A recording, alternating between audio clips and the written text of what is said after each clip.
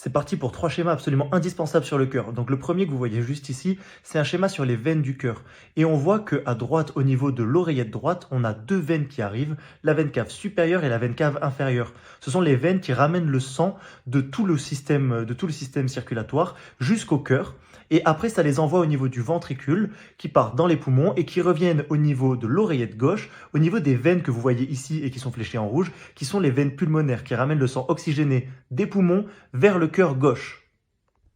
On peut ensuite voir les artères qui partent du cœur et ça permet de faire une petite digression. Artères, ce sont les vaisseaux qui partent du cœur, veines sont les vaisseaux qui arrivent au cœur. Il n'est pas question d'oxygénation quand on parle de artère ou de veine, c'est juste à savoir si ça part ou si ça vient au cœur. Donc là, on voit les artères qui partent du cœur. On a deux grosses artères. La première, c'est l'artère qui part du ventricule gauche et c'est l'artère aorte. La deuxième, c'est l'artère qui part du ventricule droit et c'est le tronc de l'artère pulmonaire qui va donner les artères pulmonaires droite et gauche.